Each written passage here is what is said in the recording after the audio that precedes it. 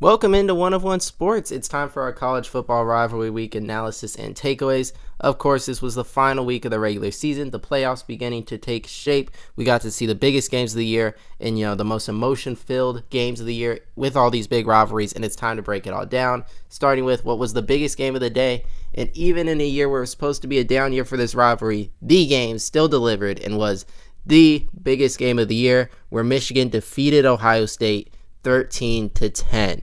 Obviously, a really shocking result. Ohio State entered, depending where you look, from anywhere from 19 to 23-point favorites during the week. I think you could find. Michigan has not been a very good team this year, and Ohio State, this looked like they would end the 3-year losing streak almost certainly. And that's why I didn't even have a game breakdown of this game. And I root for Michigan. I'm a Michigan fan, so obviously I'm excited with this result. But yeah, I didn't even do a full game breakdown because the spread was too big, and I didn't even really think, there was much of a chance of Michigan pulling this upset, especially when you consider Michigan is without Will Johnson, their number one cornerback, Colston Loveland, their number one pass catcher, best offensive player, and Donovan Edwards goes out in the middle of the game. Davis Warren, not a very good quarterback, and the offense still wasn't good, and you're versing this Ohio State defense that is really, really good. Some would probably argue the best in the country. And you only put up 13 points, but it's the Michigan defense that had their best performance of the year. And there's going to be a lot of questions about Ryan Day and Chip Kelly and the play calling they went with, which I'm not a professional offensive coordinator or play caller, but I do see where that's coming from, because I thought with Will Johnson out, there were clear mismatches on the outside when you have guys like Jeremiah Smith, Carnell Tate, and Emeka Egbuka on the outside, and there were times where Ohio State utilized that, but more so they wanted to try to, it seemed like, establish that they were tougher than Michigan and play like a power game, which, in the past years is what they needed to do because of how tough Michigan was, how good Michigan was defensively on the outside, on the interior, how good they were running the ball against Ohio State, and Ohio State hadn't been tough enough in those past games.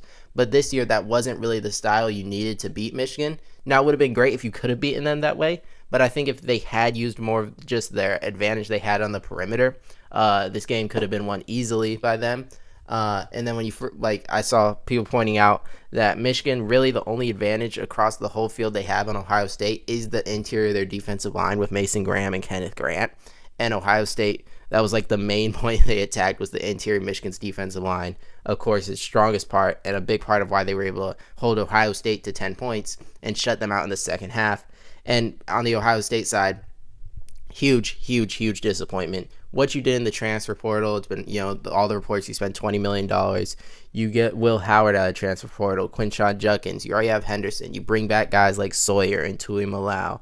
And you bring in a guy like Caleb Downs at safety. This roster that Urban Meyer called like the most talented collection of players he'd seen in a decade or something. He was talking, people were raving about this roster.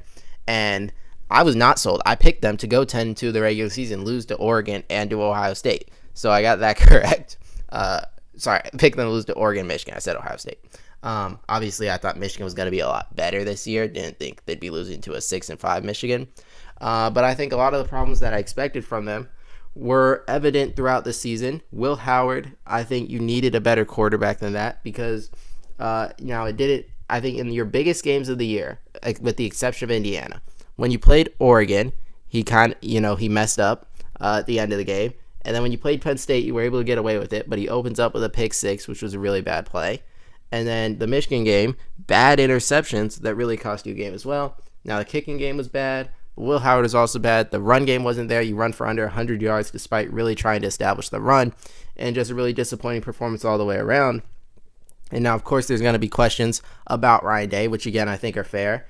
And I'll talk more about the Michigan side in a second, a little bit later in the video. But I saw, I think it was on CBS Sports, them saying it was an inexplicably bad performance from Ohio State.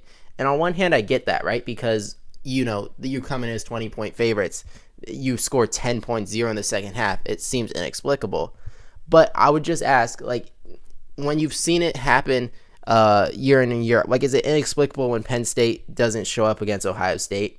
If you want to go cross sports, is it inexplicable when James Harden or Joel Embiid don't play well in the playoffs? Is it inexplicable when a guy like Lamar Jackson struggles against the Steelers? there are themes that just continue to happen in sports. At some point, it's not inexplicable.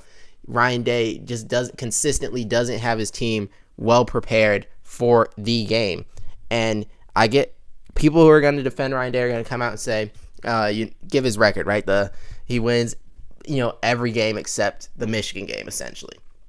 And then other people come back and you say, well, you lose one, that's all that matters. And two, you also lose to Oregon and you lose the bowl games and you lost in the playoff.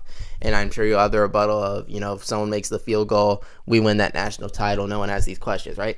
All the debates. And all I would say on this is just, first off, if Ohio State, if you're going to measure your coach, which I think they do, by this rivalry game, like, this is what matters. Like, I don't care if you can beat Purdue and Illinois and or even Penn State. Like, you have to win this game. And he's shown an inability to do that. And then the fact is he hasn't won the biggest games, which at Ohio State, it should be a given you're beating the teams worse than you. You want to be able to compete with the top programs in the country, and they can. They can do that. But to consistently come up short in the biggest spots in a year like this where you had every possible advantage on what's really one of the worst Michigan teams in several years, if you can't beat them now, when is he going to beat them? I think that's a fair question to ask. And if, people who think he's going to be gone, I completely understand that. And I don't think he's a bad coach. And I think if he did get fired, he could do a great job at a lot of places. But I don't think he's doing a good enough job at Ohio State personally. When you have the talent advantage he has, you should be able to win a game like this. You just got to win this game. Moving on, though, went a little long there. But yeah, what was I right about? What was I wrong about? For this week, and starting off with wrong, Tulane. I picked them in the preseason to go to college football playoff. Then they lose the 2 early games, but I thought, I might actually end up being right. They might be able to sneak in here if they win a bunch of games in a row. Then they let me down, have one of their worst games of the season, I would say, that they played against Memphis, lose 34-24. The defense was not there. Even the offense wasn't terrible, but it wasn't as good as I was expecting. I think they were 14-point favorites, and they get beat by double digits. I was really disappointed in that. I thought this Tulane team, I still think they'll beat Army and win the American, but I thought they were the best group of 5 team, even at, as recently as last week. If you had asked me, not who should be ranked the highest, but who would I pick, Tulane or Boise State or Tulane or UNLV, I would have picked Tulane against all these teams. And then you go out and lose to Memphis, that eliminating you for sure from playoff contention. Was disappointed in that, and I was wrong about it. What was I right about? Went with Tennessee here because it's not that it was hard to pick Tennessee to beat Vanderbilt, but I almost nailed the score. I went 31-24. It was 36-23. Pretty close, but I detailed Vanderbilt's going to be up early. They're going to be winning, and now I didn't think Tennessee would come back quite as fast as they did because they really started their comeback in the first half. It's just they went down so early. But I thought, Tennessee's a team usually starts slow. Vanderbilt will get the jump on them, but they won't be able to hold it the whole time. You'll kind of see them wear it down, run out of gas. Tennessee will come back and win it. And then I wanted to throw this game in here because Tennessee, you would think, almost assuredly has locked up a place in the college football playoff. Given where they were last week, you win this game. There's not enough teams that can jump them. 10-2 season, really successful. Definitely outperformed my expectations for them throughout the year. And it'll be interesting to see how high, if they can move up into, one of those top 8 to maybe host a playoff game, or will they have to go on the road? Because that could definitely change a lot. If you're going to an Ohio State or a Penn State, or Notre Dame, somewhere it's cold versus getting to host a team, that could make a huge difference towards Tennessee advancing in the college football playoff. But that's a topic for a later time. Next up, who are our most surprising teams from the weekend? And first off, I have Syracuse defeating Miami 42-38. Now, some people might be surprised to see that it's only number 3, but I don't think this is really shocking. I think when you see what Miami's done throughout the year, barely beating Cal, barely beating Virginia Tech, losing to Georgia Tech, playing really tight with Louisville, tight with Duke for a while. I think you expected this game to be tight, and when a team plays the style of play Miami does, there's always a chance of a letdown. And Miami was a team I was really high on coming to the year, and I was pretty disappointed with their season. I thought they'd win the ACC for sure. I picked them to go undefeated. Obviously, that did not happen. And throughout the year, I just thought they didn't live up to their potential, especially on the defensive side. And although Mario Cristobal is a great recruiter and has definitely brought the program back to relevancy, I just don't think he does a good enough job preparing these guys on game day, which is really disappointing. But on the Syracuse side, it's a huge win for the program. You got Kyle McCord coming from the transfer portal. He had an awesome season for you, all the yards he threw for, and just overall very successful season for Syracuse. It just wasn't that shocking because Syracuse is not a bad team, and Miami plays tight with a lot of teams. And they're on the road in a high-pressure spot. I'm not shocked to see them, get upset here in their final game of the season. Number 2, I have Georgia Tech, which they actually didn't even win. But when you take Georgia to 8 overtimes, was definitely not expecting that. It was 44-42 and had multiple chances to win this game. Even in the fourth quarter, being up 27-13 with I think it was 5-6 minutes left, thought they were going to win then. Haynes King, or it wasn't even his fault. The Georgia defense makes a great play punching the ball out to basically save their season. Now, they could have won the SEC title, but had Georgia lost this game, they would have probably had to win the SEC title against Texas to get in. So Georgia basically saved their season. And I wanted to ask, just ponder, I was wondering, how much should a win or versus a loss matter in 8 overtimes? So say Georgia Tech, instead of Georgia, had won in the 8th overtime. Should you really be, is there really that much of a difference between a win and a loss at that point? Because I feel like if they'd lost, they would have probably dropped close to out of the playoff field maybe. And if they win, they probably won't move, maybe even move up, given that a team like Miami lost. So I just think that's interesting because it's the difference between a win and a loss in 8 overtimes. It's flipping a coin at this point with a 2-point conversion thing. So I just don't know how much I really think that should matter. I was wondering what other people thought of that. But yeah, Georgia Tech really surprised me, played really well, and their coach consistently gets them to play their best ball in really big spots. You upset Miami, and you upset Florida State. Now, Florida State turned out to not be very good, but I do think at the beginning of the year, they were at least, they weren't a good team, but they were definitely better than the team they turned into later on. But yeah, overall, Georgia Tech shows up for big games.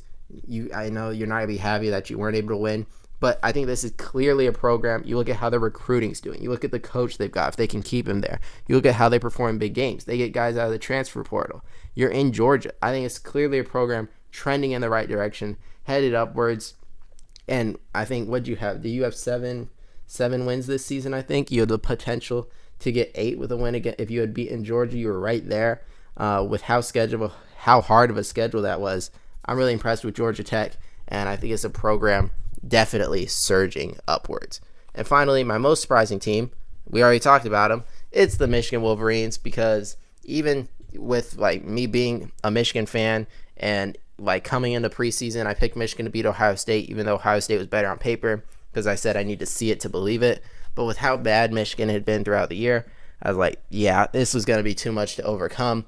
And it was not. And just to get through all the injuries, still win this game, I was very surprised how good the defense performed, how they were able to force turnovers, stop the run, guard on the perimeter when in important spots, getting interceptions. Just a huge performance all around.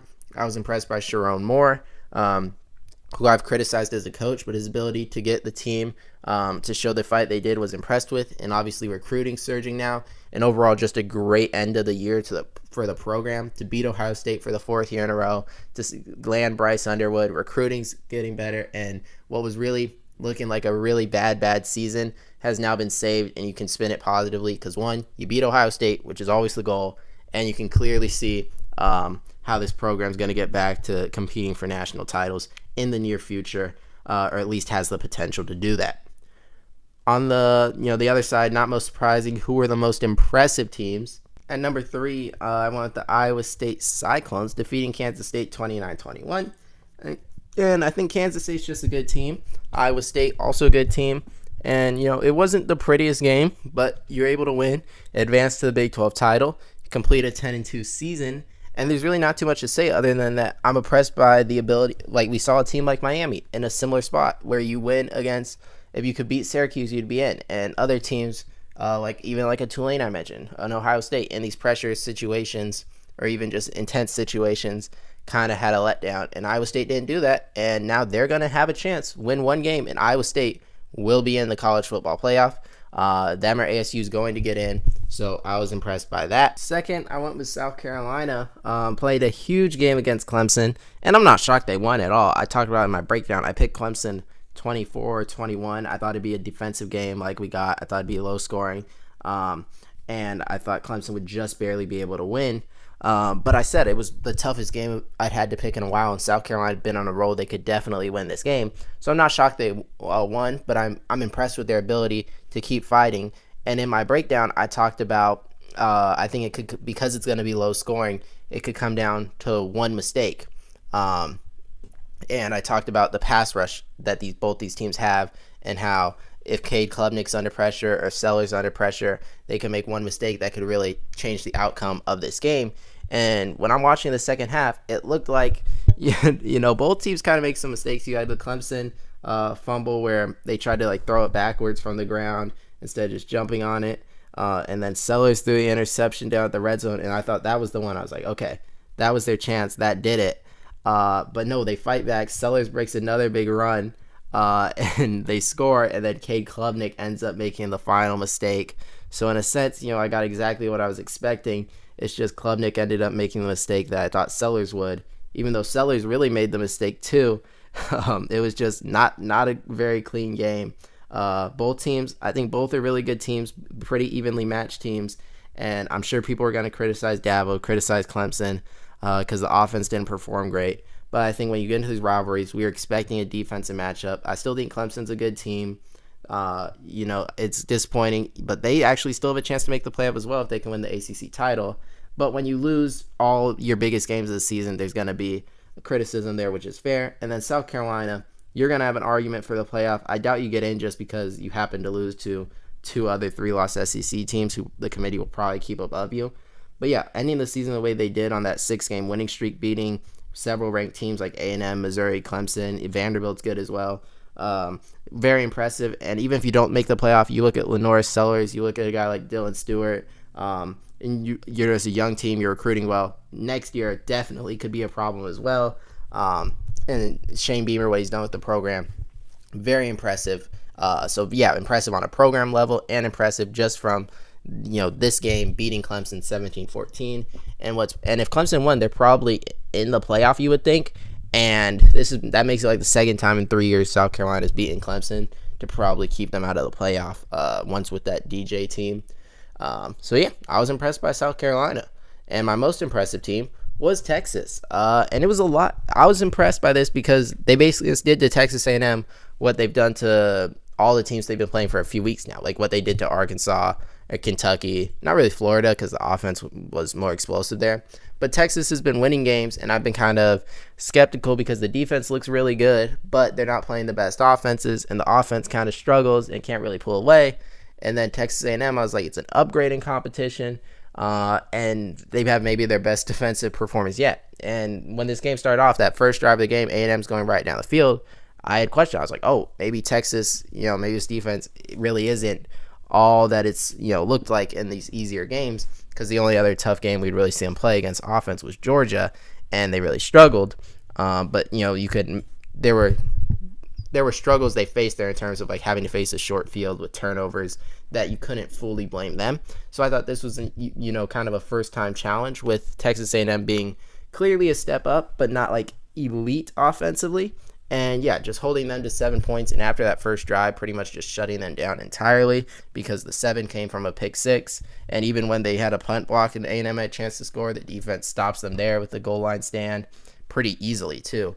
And just an elite defensive performance from Texas all around, that I'm very impressed with. And it makes me think, when they play Georgia in the SEC title, if Ewers can protect the ball, and maybe you add the extra wrinkle of Manning running the ball, and you don't give Georgia a short field throughout the game, the defense could probably win you that game too. And I'm more confident in Texas now than I have been in several weeks.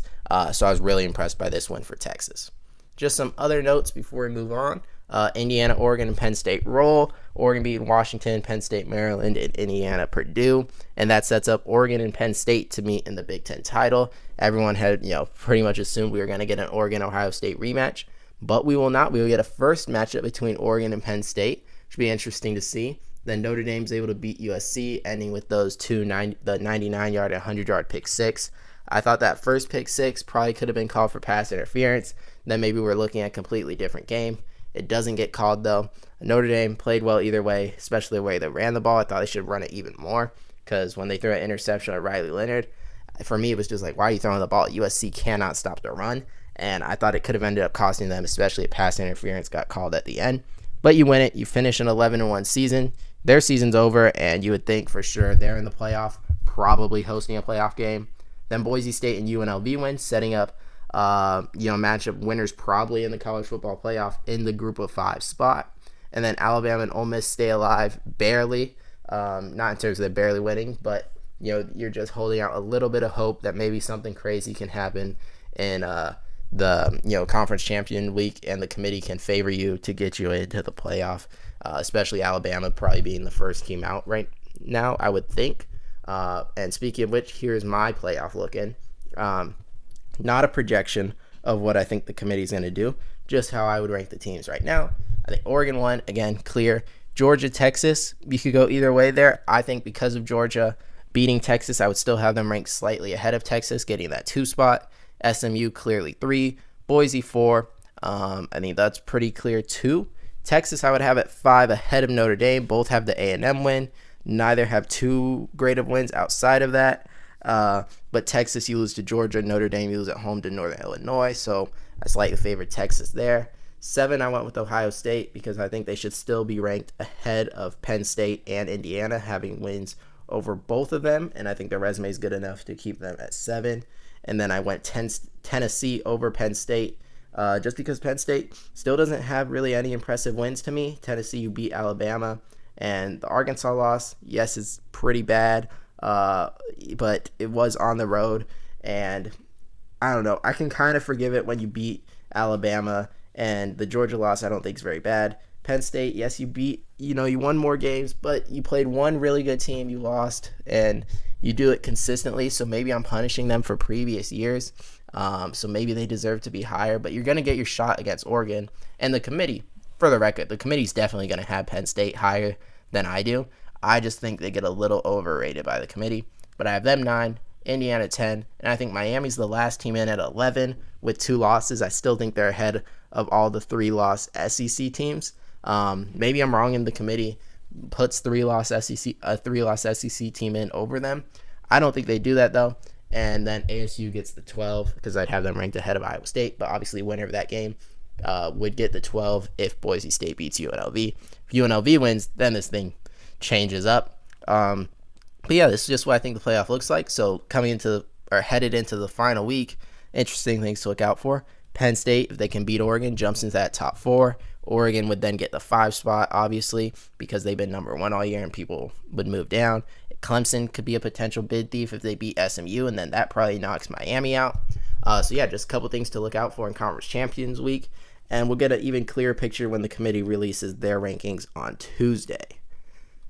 Biggest takeaways to wrap up the video. Number 3, I think only 1 playoff spot remains. Kind of just talking about it, and it's Miami or Clemson, depending on if Clemson can beat SMU.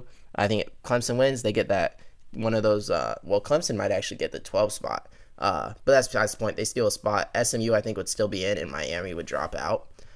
So that's what I mean by only 1 spot remains. I think we have pretty much 11 spots secured, either in terms of who, like the specific team, or in terms of just it being a spot for a conference champion. Like, we don't know if it'll be ASU or Iowa State, but we know one of them's in. And then number 2, I think no conference showed superiority on rivalry week. Like the SEC, I thought you had a chance. Like if South Carolina had dominated Clemson or vice versa, or if Georgia heard it too by playing really tight with Georgia Tech. Florida beat Florida State, but we know how bad Florida State is. Louisville dominated Kentucky, but Kentucky, one of the weaker SEC teams. So I don't think any conference really showed, our conference is clearly the best. And I think the committee might take that into account when thinking, okay, should we go a 3-loss SEC team? Like, do we go 9-3 Alabama or 10-2 Miami if it comes down to that? And you look at it, and when Alabama has losses to Vanderbilt and Oklahoma, and Miami has losses to Georgia Tech and Syracuse, neither of those losses seem pretty even at the moment. Now Alabama has the Georgia win, so that's an argument there. But I just think if the SEC or the ACC had won a bunch of these big games, or convincingly had done so, then we could be seeing a different perspective in terms of, oh no, Clemson and Miami and SMU, the ACC was clearly worse, or the SEC has been overrated this whole time. But instead, it's like, no, these conferences played pretty much how we thought they were. The ACC maybe even overperformed in terms of Georgia Tech. So I don't think any conference really deserves the benefit of the doubt right now. And finally, a 14 playoff would have been fine. I was not a proponent of expanding the playoff, and I think at least in year one, definitely didn't need to. I think if this were a normal year 14 playoff, Oregon, Penn State winner would get in, maybe both. No one from the Big 12 would get in. Winner of Georgia, Texas would get in. Loser would be out. Then what's the other conference? Oh, if SMU beats Clemson, they're in. If they lose, they'd be out. So it'd be Oregon. Let's just say Texas wins. So Oregon, Texas, SMU, and then probably Notre Dame gets in at 11-1, and that'd be fine. There's a lot of teams that I don't really think deserve a chance to be playing for a national title that will get into a playoff because of this new format. But that's just my take, and that's all that I have for Rivalry Week wrap up. We'll be back again soon. Break down what the committee ranks these teams head into the final week. We'll have predictions for Conference Championship Week. And, we're still full steam ahead as the season wraps up to, its grand finale eventually in the playoff. I thank you guys all for watching. Make sure to leave a like, subscribe. Until next time.